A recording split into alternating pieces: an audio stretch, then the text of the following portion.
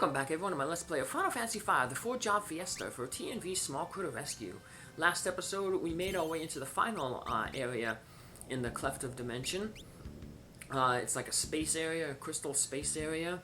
We didn't go too far in it, because we wanted to stop, return back here to save. There's one more save point in that final area, where we have to defeat a boss to unlock it. So rather than lose all the progress that we made, which included defeating 2 bosses and getting a lot of the remaining enemies out of the bestiary, we turned tail and just camped out in this castle. We have one more enemy to get in the castle. I got him in the last episode, but I forgot to accidentally cut him out. But it can be encountered in this area here. And I encountered it on this bridge here. And that's where I encountered again here. So, it's a bodyguard. Nothing too special about them. They hit pretty hard, but no real special abilities. So, one more tamer enemies in the area. After this area, when we get to that space crystal type area, once again remember all the enemies there don't give experience, but give a lot of AP. Not that it matters for us because all our jobs are already maxed, so. But if you were doing like a non-Fiesta run, and here, I'll just step into the middle of the cross section there. And remember, like I said, in order to leave this area, just step back onto that pad. You can't use the Time Mage's exit spell to get out of here. You have to make the trek back. So that's another reason why we didn't go too far into it. I don't want to get stuck down here. A few new enemies that we have to encounter here. And that'll finish up our bestiary other than the 2 optional bosses, the suit bosses, Shinryu and Omega, and then Exdeath and Exdeath's final form. Yeah, Exdeath's going to have 2 forms to deal with. Step in here. Final Fantasy IV boss had 2 forms to deal with, but we didn't really deal with the one. Remember, Fusoya and Golbez defeated that humanoid form, who defeated the alien type form. Now we don't want to get that treasure chest down there. That is the one that has the Ragnarok sword, but it's guarded by Shinryu, the dragon god. We were told that not even the people who had the 12 weapons, the heroes with the 12 weapons, were able to defeat the Shinryu and Omega. Shinryu always seemed to be the easier of the bosses because you could berserk Shinryu. You're always able to instantly berserk him with the Wonder Rod. I don't know if I'll be able to berserk him with just the plain berserk spell here, but we'll try it out. Once if you berserk Shinryu, he just basically uses physical attacks. He doesn't use both intelligent spells, so all I have to really worry about is a dangerous physical attack. Now, the physical attack will, of course, defeat you in 1 hit when he hits you, but we'll try to make ourselves safe by using Image on characters, so they avoid 2 physical hits. And then I may go back into the History Falls dungeon, the last elemental dungeon, and farm the Tonberries there, because they can drop the Mirage Vest, and that guarantees you to have a free hit. You avoid the first hit. So the goal would be to get the Mirage Vest on everybody, and then whoever gets targeted first will get imaged by whoever has the white magic ability equipped. And I'll probably have same thing here, TND, obviously the white mage will have white magic, and Cara. I'll probably have, once again, Lenna and Faris being the main damage dealers. Damage will be through sword dancing and the magic sword flare ability. Flare does a lot of extra damage, and then dance, of course, does 4 times the normal damage. Flare the chicken knife and sword dance with the dancer. These guys are annoying because they always use that counter with that brain suck, or mind blast, which sucks your brain out. So you're gonna get this message every single time. Really annoying. What's more annoying though is when you have to farm these guys in Final Fantasy IV to get the Mind Flayer summon. That's that optional summon. You only get it off of the palette swap enemy there, the Mind Flayers, in the Metallic Dungeon. Dark Elf was. Very annoying to get. Also annoying is these little thing enemies. The basically palette swaps of the Crystal Guardians we fought in World 2, right before we lost Galef. They're annoying because they absorb everything, so every magic spell is going to just heal them. So terrain's going to be pretty useless against them. We still want to try to get rid of that Mind Mage.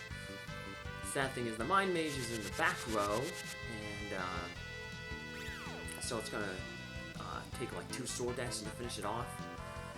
Its defense is doubled, and it has just enough hit points to survive a Faris sword dance. You have to try to get lucky and get Lenna and Faris to have a sword dance.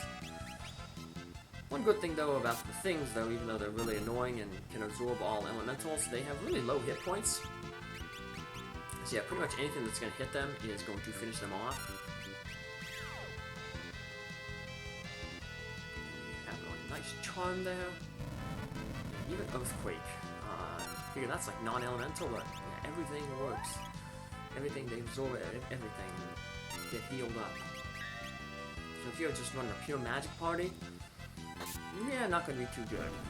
Now your mages can of course hit them, but they're going to usually have bad accuracy. We'll finish the thing off. Woohoo! Now all I need is one more enemy, and I'm going to get that one farm it off screen. It's the mover enemy, and they're basically a really good enemy to get AP from. They give 199 AP if you defeat them. So basically, like if you had a Geomancer, you could master the Geomancer in one battle against these movers. But they're a very rare encounter. So after I get to the save point here and save my game, then I'll just farm it off screen. I get lucky, and it only takes me about 5 minutes to get them. I know in previous Fiestas it's taken me a long time to get them. But we go approach this, and it's the last of those minions. He's like a vampire here. I'm just speeding this first part up. He basically just has magic attacks. So we're going to want to put the shell spell on all our characters to increase their survivability. And they just, they'll reflect they start off with Flare and Holy, the ultimate white and black magic spell. And then they start spamming the level 3s, and then they alternate turns like that. Now they don't seem to have too many magic points. So I get kind of unlucky. I say unlucky because I don't get a lot of sword dances, but I do get a lot of mystery waltzes, and the mystery waltzes steals their MP. So I do get to a point where the barriers actually run out of MP. Yeah, you see right there, they're trying to cast spells, and it's saying not enough MP. So even though it's going through the motion that they're trying to cast the spell, it's not working. So now it's basically they're just have to wait and let them. Just wait them out and finish them off. Like I said the sword dance would be nice if we could get it, but just seem not to be able to get it. Once you defeat the barriers, he goes into his second form. Now, when I say second form, he doesn't change his sprite, but he just starts casting magic on his own, the Necrophobia. And he has pretty powerful magic, so the shells that we have on our characters here is going to carry through to the next part of the battle, so that'll definitely help. What also helps is that Necrophobia is weak to all elements. So unlike those things that absorbed all elements, Necrophobia takes severe damage from all elements. You can't hit him until all his barriers are gone. So that's just like a 2-part battle. In preparation for that, though, I put the Holy Sword on Lenna. Didn't matter, I could have used any elemental sword. I just thought the Holy would be the best for helping take out the barriers. Even the most, Flare would give more damage, but Flare is non-elemental, so it wouldn't help once we got to the next part where we're just fighting Necrophobia. And it doesn't matter that, you know, it will take a little extra time to take out the barriers, because as you saw, they're out of MP, so they're totally, totally free, I guess you'd say. Totally harmless. Yep. Stealing 0 MP with that mystery waltz.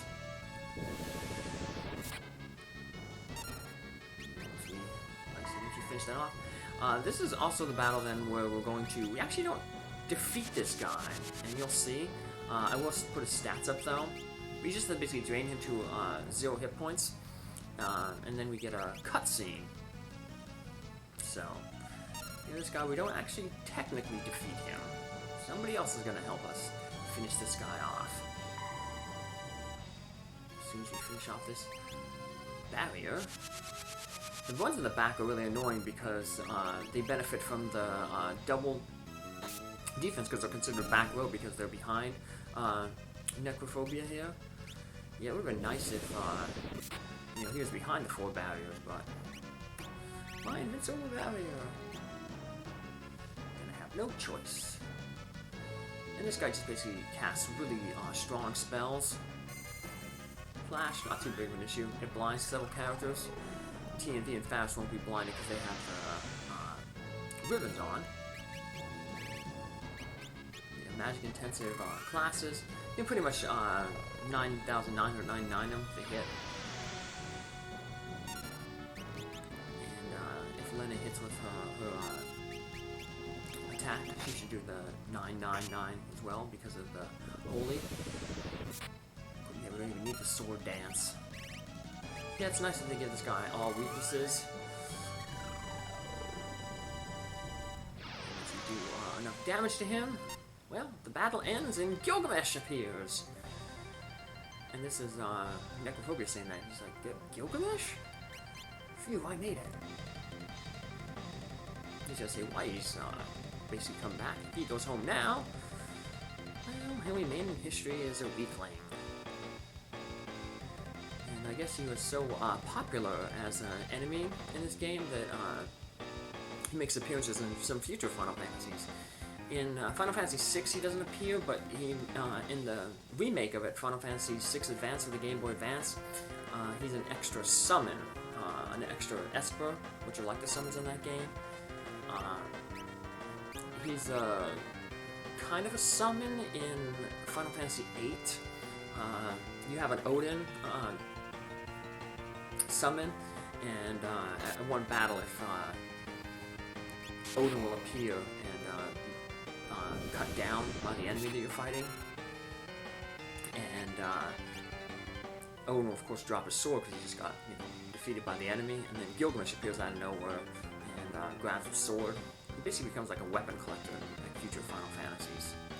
But I guess he needs a lot of weapons because look at all the arms he has. I think he has 8 arms. So makes me think of the Kraken from Final Fantasy III. When we got to the regular world off the floating continent, and that was like the first boss.